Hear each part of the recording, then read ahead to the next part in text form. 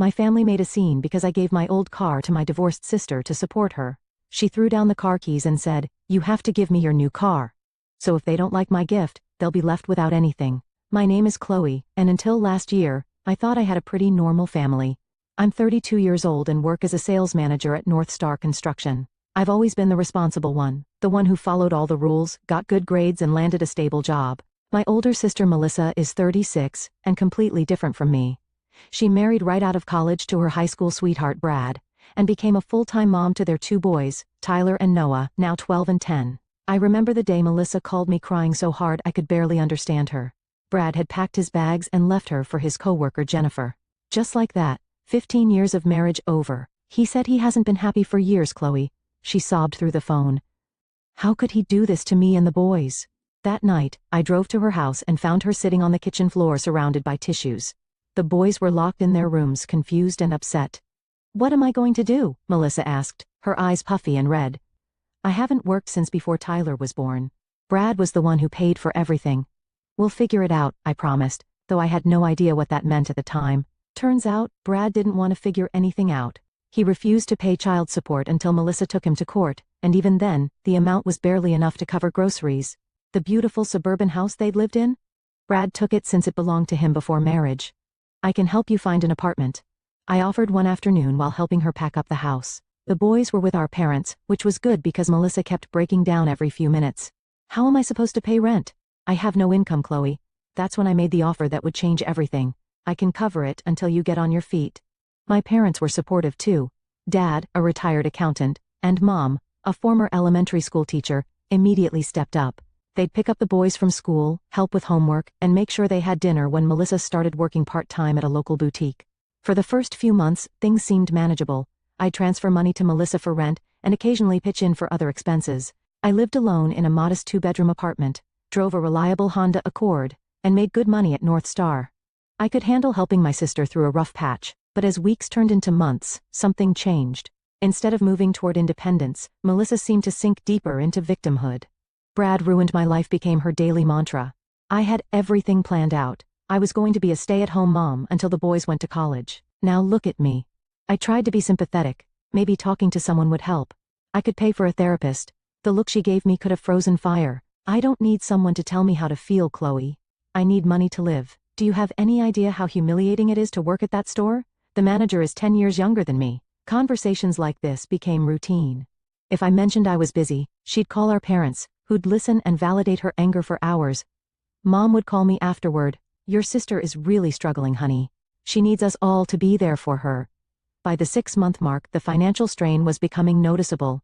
It wasn't just rent anymore. It was the boys need new soccer cleats, and the refrigerator is making weird noises, and Tyler's math grades are slipping. He needs a tutor. Each request seemed reasonable on its own.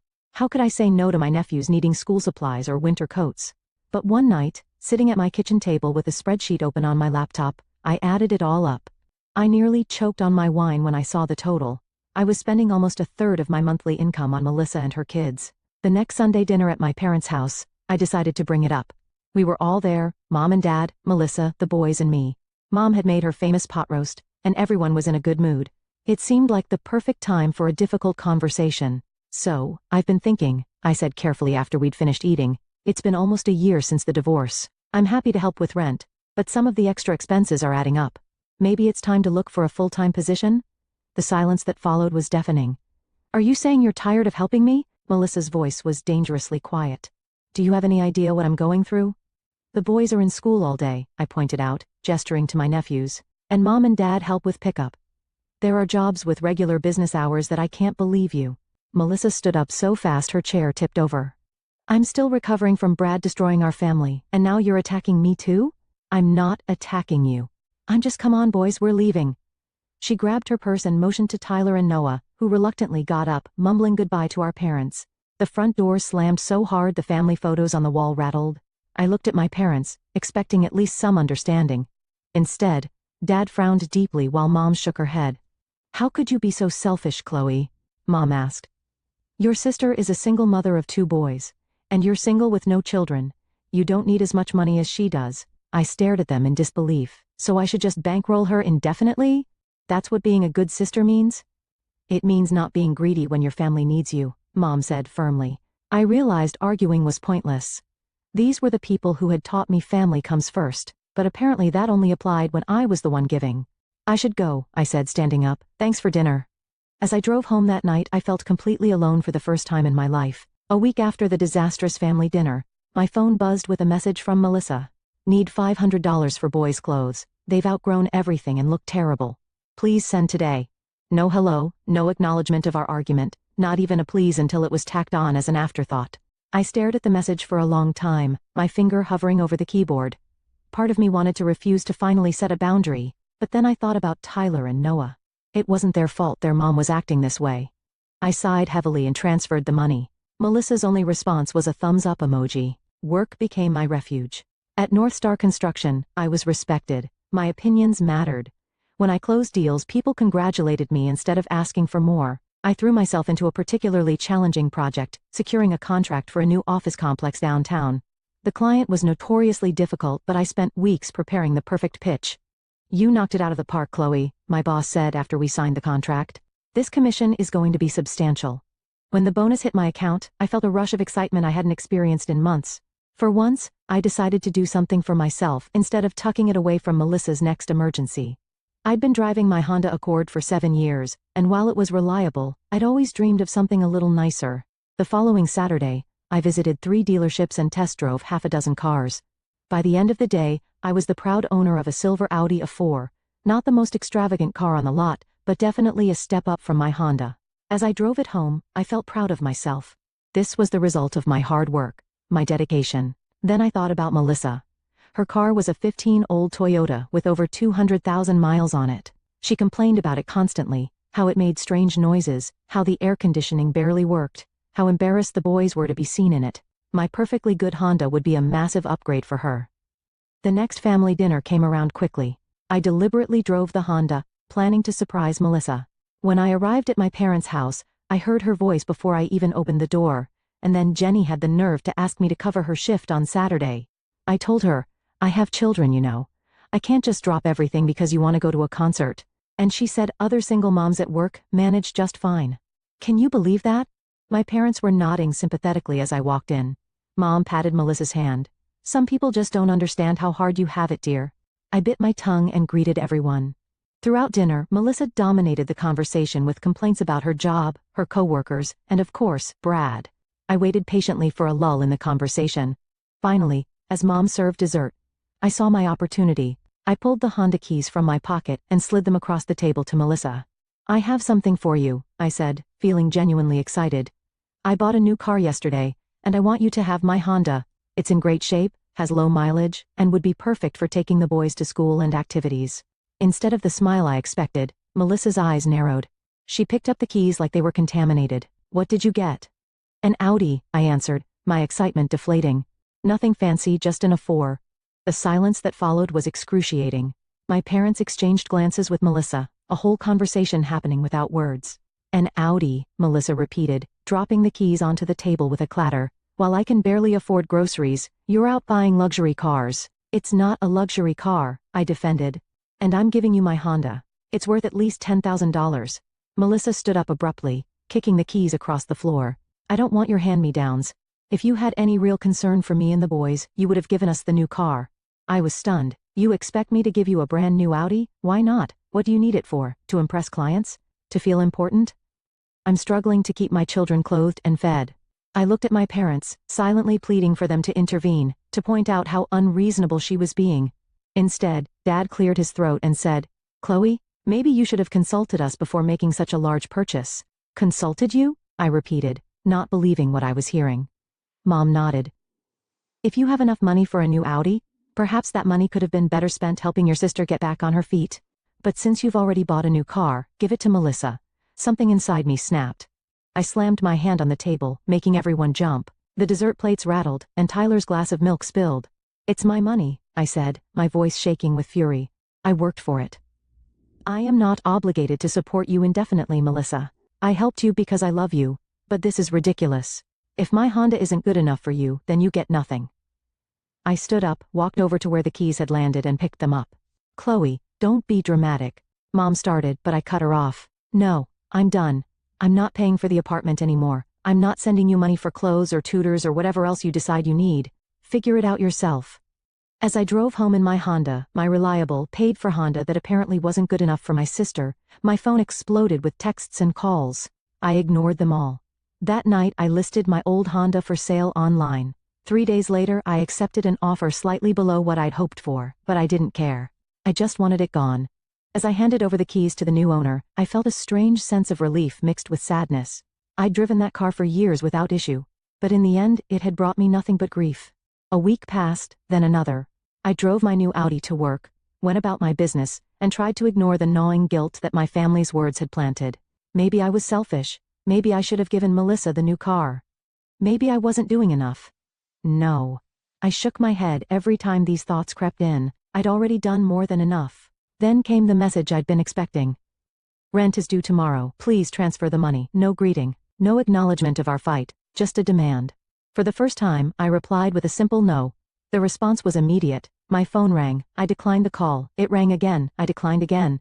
Then came the barrage of texts. What do you mean, no? Are you seriously going to make me and the boys homeless? I can't believe you're doing this to us. Mom and Dad are furious with you. I turned my phone off and went to bed early. The next morning, I woke up to 27 missed calls and over 50 text messages from Melissa and my parents. I deleted them all without reading and got ready for work. This was the first time in my adult life I'd stood up to my family, and despite the anxiety churning in my stomach, it also felt strangely freeing. That evening, the pounding on my apartment door started around 7 p.m. I knew exactly who it was. Part of me wanted to pretend I wasn't home, but I knew this confrontation was inevitable. Better to get it over with. I opened the door to find Melissa, Mom, and Dad standing there, all with identical expressions of righteous indignation. They filed in, none of them taking the offer to sit down. Mom spoke first. Chloe, this has gone far enough. Your sister needs to pay her rent tomorrow or she'll be evicted. That's not my problem anymore, I replied, crossing my arms. Not your problem, Melissa's voice rose to a shrill pitch.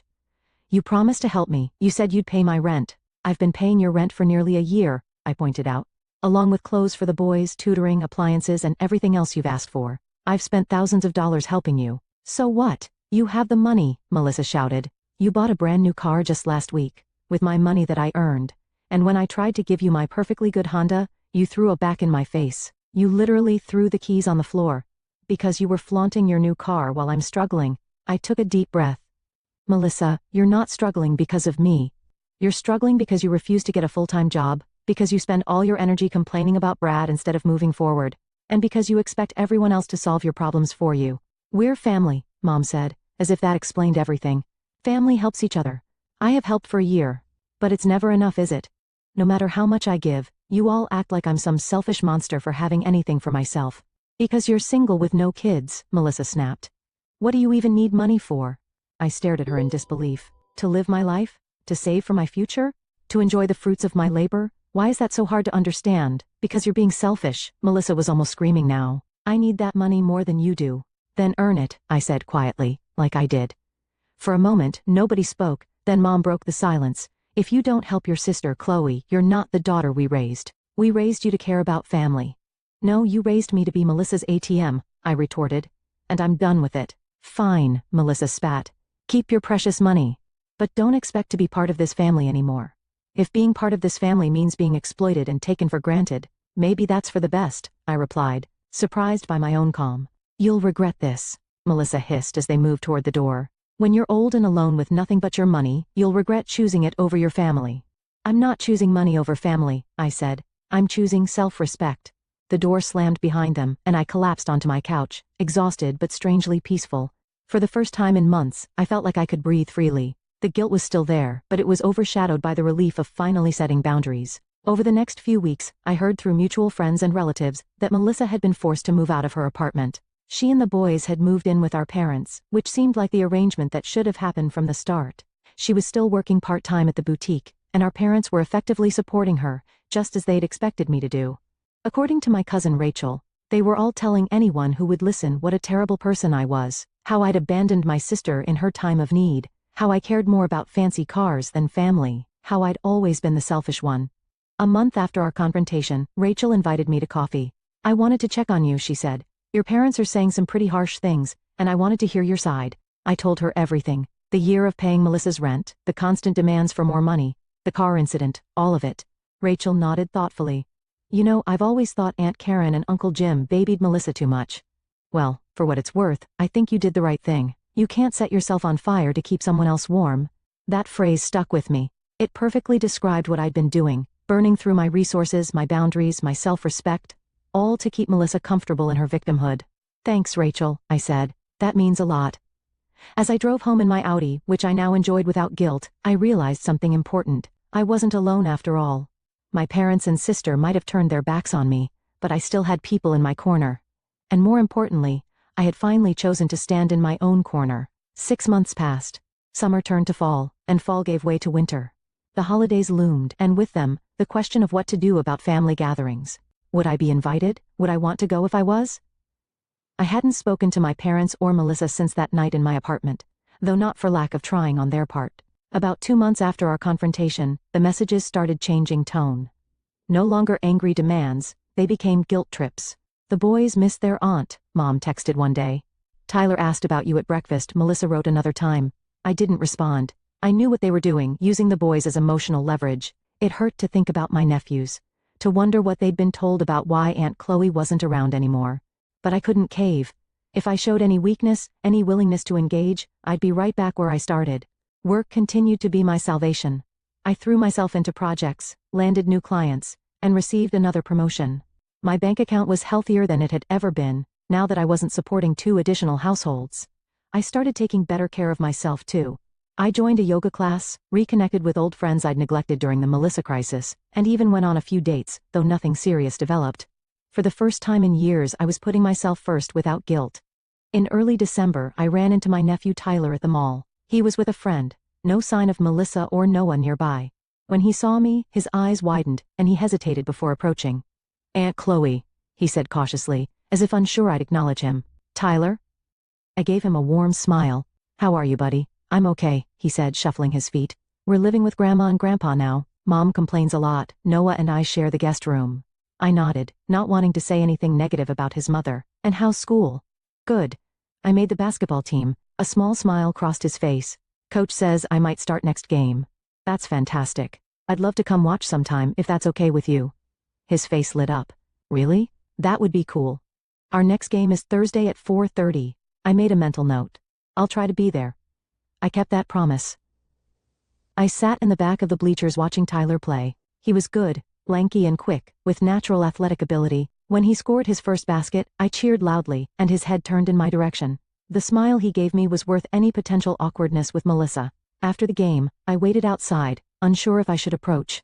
Tyler made the decision for me, jogging over with his gym bag. You came, he said, sounding genuinely surprised. I said I would. I gestured to the parking lot. Is your mom here? He shook his head. Grandma brought me. She's waiting in the car. I followed Tyler to a familiar sedan, where my mother sat in the driver's seat. When she saw me approaching with Tyler, her expression was unreadable. Hi, Mom, I said simply when Tyler opened the passenger door. She looked at me for a long moment. Chloe, what are you doing here? I ran into Tyler at the mall. He invited me to his game. Mom's gaze softened slightly. He's getting quite good, isn't he? He's amazing, I agreed. An awkward silence fell. Tyler looked between us, clearly hoping for some kind of reconciliation. Would you like to get coffee sometime? I finally asked. Just the 2 of us? She hesitated, then nodded. I'd like that. We agreed to meet the following week. As they drove away, I felt a glimmer of hope. Perhaps not all bridges were permanently burned. Coffee with Mom was tense at first. We tiptoed around the issues, talking about the weather, her garden, my work. Finally, I took a deep breath and addressed the elephant in the room. I miss you and Dad, I said. And the boys. But I can't go back to how things were before. Mom stared into her coffee cup. Melissa is still struggling. I know, and I'm sorry for that. But I can't be her safety net anymore. She says you abandoned her. I shook my head. I helped her for almost a year. I paid her rent, bought clothes for the boys, paid for tutoring. I did everything I could. But she wasn't getting better, Mom. She was getting more dependent. Mom was quiet for a moment. Your father and I might have enabled that, she admitted, surprising me. We've always babied her. Even as a child, she was the fragile one, and you were the strong one. It was the first acknowledgement I'd ever heard from either of my parents that Melissa had been treated differently. Being the strong one doesn't mean I have to carry everyone else. No, Mom agreed, it doesn't. And perhaps we expected too much from you. It wasn't a full apology, but it was a start.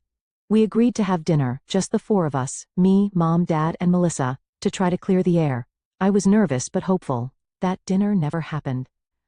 The night before our scheduled reconciliation, Melissa told Mom she would leave the house for dinner if I was there. She was still furious that I had abandoned her and the boys, and she wasn't ready to forgive me. Instead, I had dinner with just my parents. It was stilted and uncomfortable at times, but we managed to reach a fragile understanding. They agreed to stop pressuring me to support Melissa financially, and I agreed to be more present in family gatherings when possible. "She'll come around eventually," Dad said as I was leaving. "She just needs more time." Maybe she would, maybe she wouldn't. I realized I was okay either way. The weight of guilt I'd carried for months had lifted. I'd done nothing wrong by setting boundaries, by refusing to be exploited. As I drove home that night, I thought about how much had changed in a year. I'd lost the unwavering support of my family, but I'd gained something more valuable: self-respect. I'd learned that helping others shouldn't come at the expense of my own well-being, that love shouldn't be conditional on financial support, and that it's possible to care deeply for someone while still saying no to their demands.